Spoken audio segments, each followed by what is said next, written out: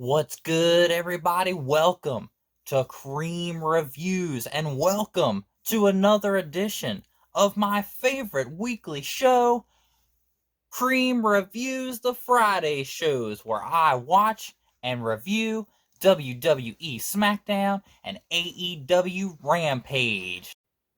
As per usual, we're going to get into the SmackDown review first and then the Rampage review after because SmackDown happens chronologically first. But before we do that, I'd just like to ask everyone if they could please take a minute to hit that like button, hit that subscribe button for more Cream reviews in the future. And also, while you're at it, head on over to the main channel, Travo and Cream Pro Wrestling Podcast. We are the Wrestling Review Tag Team. We got all kinds of stuff over there. Reviews, top 10 lists, card openings, figure openings, you name it. Check us out. SmackDown kicked off with a Royal Rumble recap, recapping the WWE Championship match and Brock Lesnar winning the Royal Rumble match. If you haven't seen my Royal Rumble review, please go check it out. So then, leading off the show, we get a Roman Reigns with the Usos and Paul Heyman entrance. The entrance takes a while, so we get a recap of Seth Rollins and Roman Reigns at the Royal Rumble. Again, haven't seen the Rumble review, check it out. So Paul Heyman introduces Roman.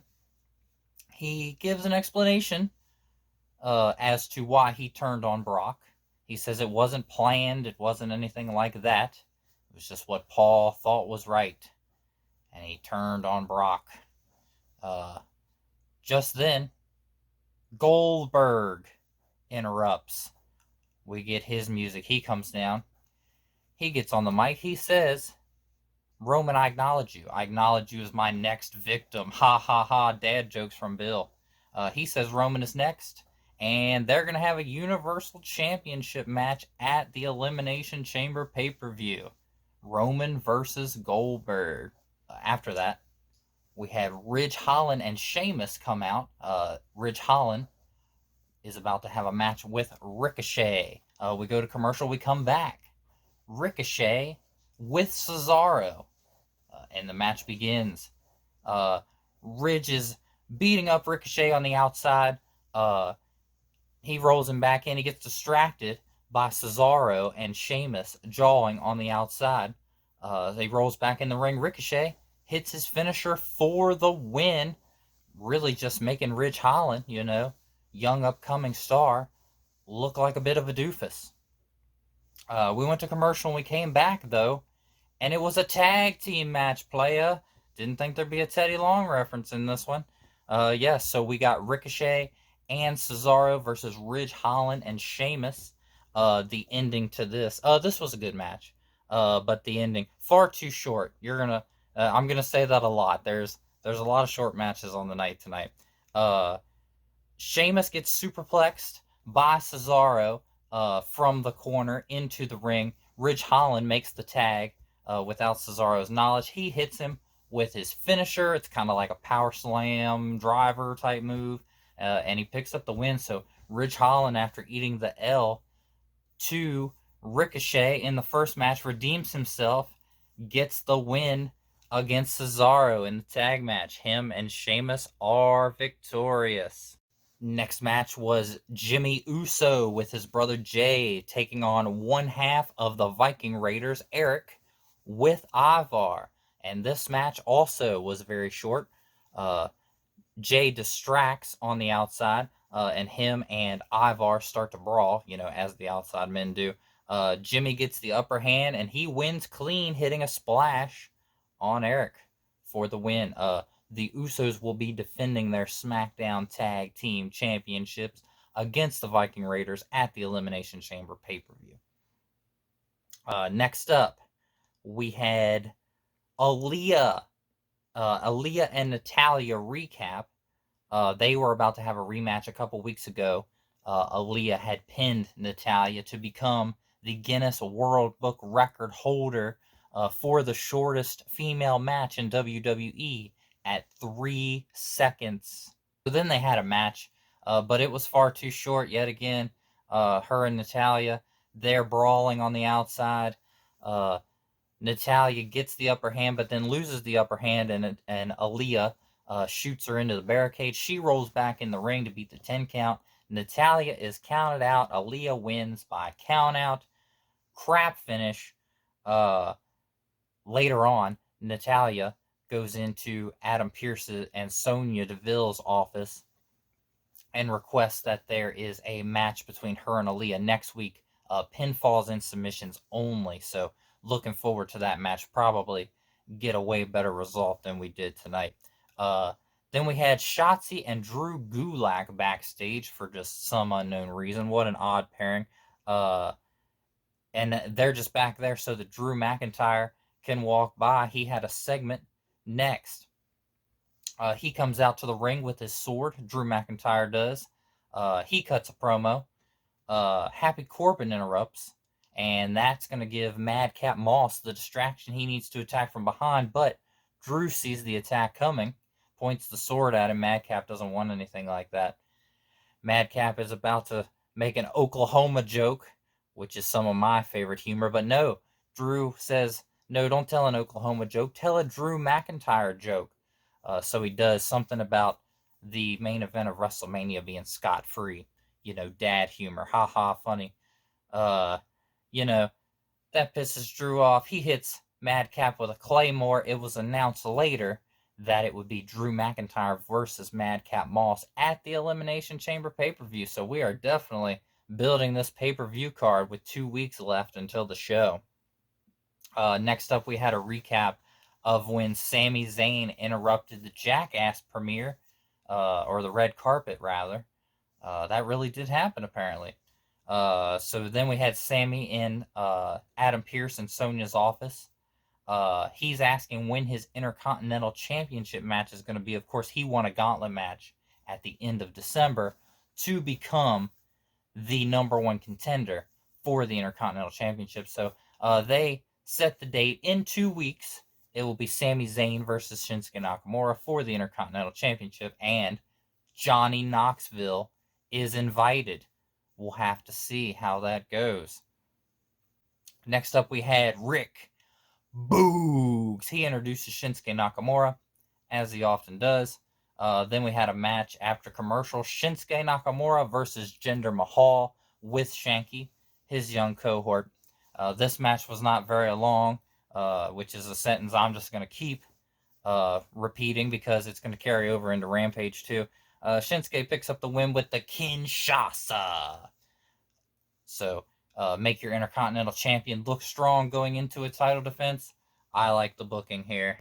Next up, we get a recap of the Roman Reigns and Goldberg segment that kicked off the show. They really play up the match that is going to be at Elimination Chamber as the WrestleMania match that never happened. Of course, at the beginning of the pandemic, Roman backed out of his WrestleMania match with Goldberg due to COVID. So they really are playing up that this is the match that never happened that is actually going to happen now. So there's a lot of hype behind it. Next up, we had our progressive match flow. Of course, I got to throw that in there. It was just a recap of Naomi and Sonya, what happened between the two at Royal Rumble. And then that throws to a segment where Naomi is in Adam Pearce and Sonya's office again, the MVP of the show, The Office. She says she wants her match against Sonya tonight. And Adam Pearce is actually about to agree to it, but Sonya changes his mind and awards Naomi a SmackDown Women's Championship match against Charlotte Flair next week. So, should be a good match there. And she walks out of the office very satisfied, as she should be. So, but more on Charlotte Flair here in a minute. Next up, we get a Goldberg hype package, as if we don't already know enough about Goldberg. The Goldberg problem is he is a legend. However, he cannot go a long time in the ring. So all of his matches are like these big moves, these power moves, a lot of outside brawling, which, it's good to cover up, and for a casual fan, that's fantastic stuff. You probably look forward to seeing Goldberg once a year if you only watch WWE and you only, know about wrestling every so often. But if you're a hardcore fan that watches every week, watches all the programming, watches different promotions, Goldberg is just not somebody you really want to see. Nobody wants to see somebody that's only on TV 3 times a year, and every time they're on TV, they're strong arming a title match just because they're a legend. It definitely takes shine away from the mid carders that they could be building up to get those title shots. So there's just some food for thought. That is the Goldberg problem, but it still should be a decent match at the Elimination Chamber pay per view. Next up, we had a New Day entrance, Kofi and Big E, and man, when I saw this, my first thought was, are we just going to forget that Big E was WWE champion? Like, it makes me so sad. Uh, and he's back on Smackdown, apparently, in a tag team with Kofi. But they're about to face Los Lotharios. But before that, we had a commercial break, and we had Drew McIntyre versus Madcap Moss at Elimination Chamber confirmed. And then we had a Caleb Braxton interview backstage with Natalya. She is about to go in the women's locker room and inform Aaliyah of their match next week. But Xia Li comes out of the locker room and has a stare down with her. Natalya flees. Let's see. So Los Lotharios make their entrance. There was a video package of them at a photo shoot earlier in the day that the New Day had interrupted. They were photobombing a lot, and man, how does that not make New Day the bad guys? Los Lotharios, even though, they have, self-image obsession, that doesn't make them bad people. Don't interrupt their photo shoot. But yeah, so they have the match. This is a great match. This was probably match of the night on both shows, in my opinion. This was the only one that they gave time to. It went through a commercial break, multiple tag team finishers, multiple kickouts. It was amazing. And it made Los Lotharios look really good too. That's definitely something I'm a fan of. When you make a team that hasn't been together very long or isn't very high up on the card, when you can really make them look like they are on another level. And Kofi and Big E did a great job here of doing that. They're main eventers, former WWE champions, so they're trying to bring the talent up to their level. But New Day end up getting the win after a great back and forth. They hit the midnight hour for the win. So fantastic match here. It was definitely, I was very hyped for it in the moment. It was great. Our main event segment on SmackDown, we had a Ronda Rousey winning the Royal Rumble recap. Then we had a Charlotte Flair entrance before a break. We come back from break. Sonya Deville and Charlotte are standing in the ring. Sonya informs Charlotte that Ronda has chosen Becky Lynch as her WrestleMania opponent. That was news to me.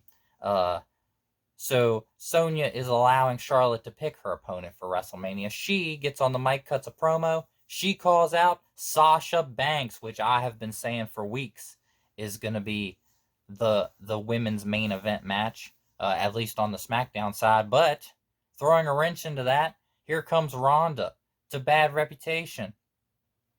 She comes out. She says, everybody's talking about me, but I won, and I am going to make the decision.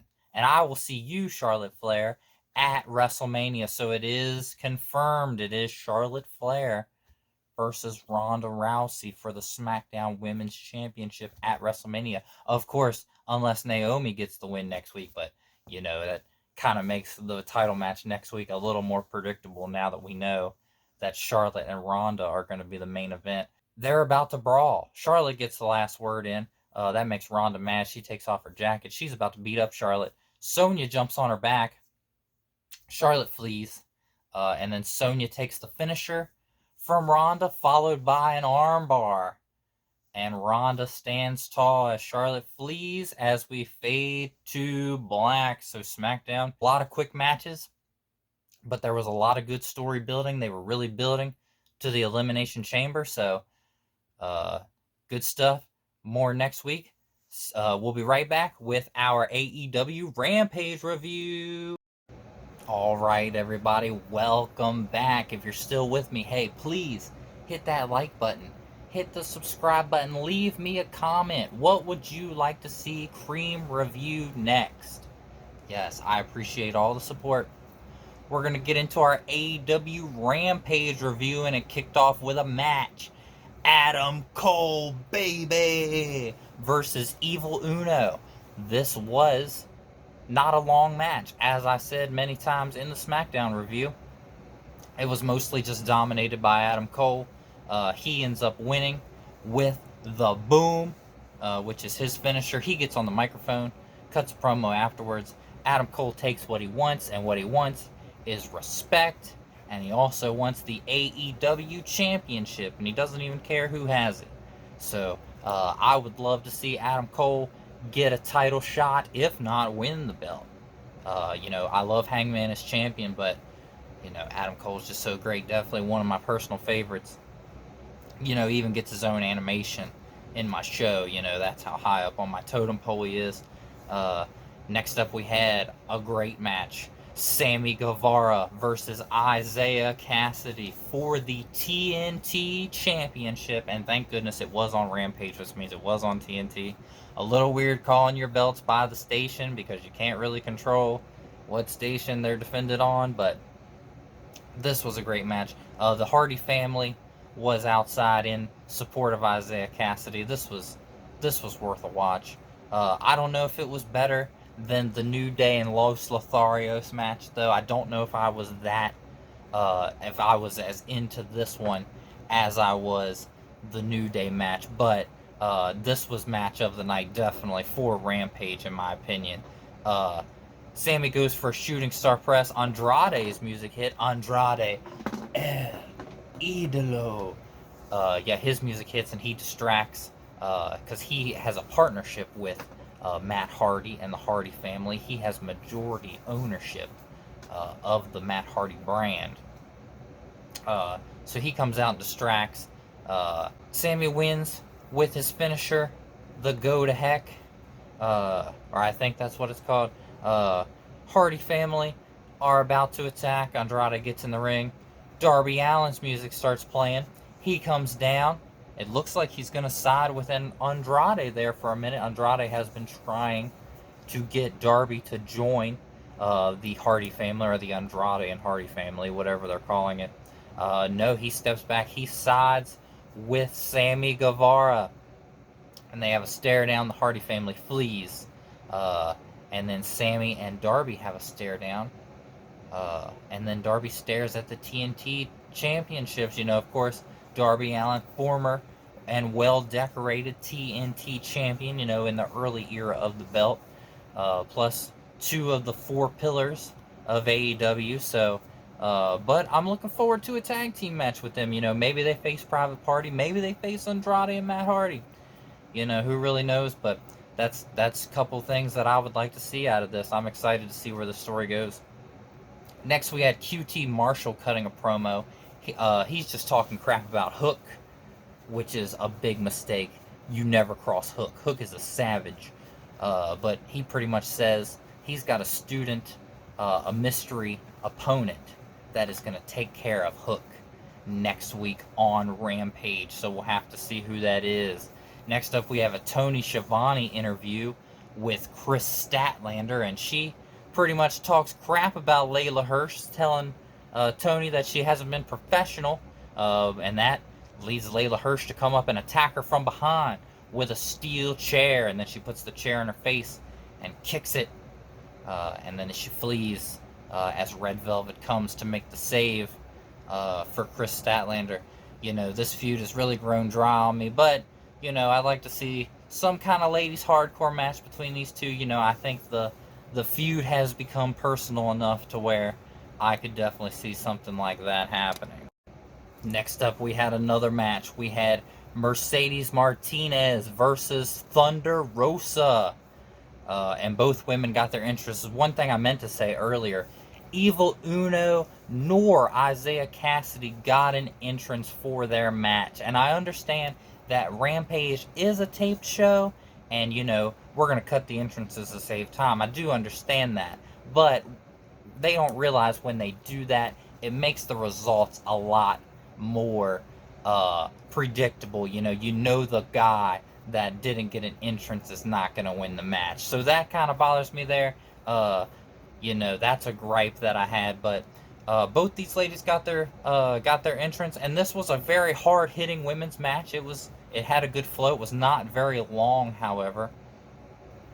They get fighting on the outside. Mercedes grabs a pipe from underneath the ring and hits Thunder Rosa with it.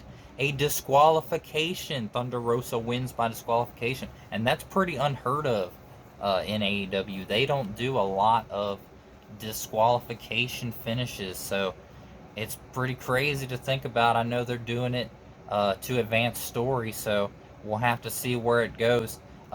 We had a Mercedes Martinez interview backstage with Tony, but before that we had a random Serena Deeb hype package. For someone that hasn't been on TV in weeks, they really like Serena Deeb enough to put a hype package on for her. But yeah, like I said, Tony Schiavone backstage interview with Mercedes Martinez.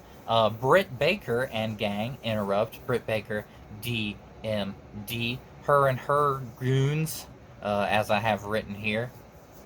They interrupt. They ask Mercedes what she's thinking. She was supposed to take out Thunder Rosa, but she was also supposed to beat her. And Britt doesn't like that. So Britt tells her, finish the job. Remember whose name is on the check. They have a stare down, and Britt and her goons flee. So that's interesting that Britt Baker is the one that brought the mercenary Mercedes Martinez in to eliminate Thunder Rosa. Very interesting story development. Next up, it was my favorite time of the show because you knew what time it was, because there was a Mark Henry interview. He interviews Jay Lethal and Ricky Starks quick, and then we had our main event, Jay Lethal versus Ricky Starks with Powerhouse Hobbs for the FTW Championship. And this was a great match. People said this was match of the night online. This is like the popular consensus for match of the night. I think that Sammy and Isaiah Cassidy was a more entertaining wrestling match on the night. This had very good action, though, and a lot of great moves. Hobbs distracts on the outside. Jay Lethal tries to do a dive on him, but Hobbs just blocks it. Like this amazing move to stop the momentum. And that prompts Dante Martin to come out of the crowd. He evens the odds. He does a huge dive onto Powerhouse Hobbs, taking him out of the equation. Jay Lethal gets back in the ring. He looks like he's about to hit his finisher, the lethal injection, but no, Ricky Starks reverses it into his finisher, Rosambo. Hits it and gets the 3 count. So a great win for Absolute Ricky Starks, retaining his FTW championship. And they celebrate as we faded to black. Overall, both shows were fantastic. Great night of wrestling. Excited for more story development in the upcoming weeks. So subscribe to Cream Reviews for more Cream Reviews of the Friday shows. But hey, until next time, we'll see you next time.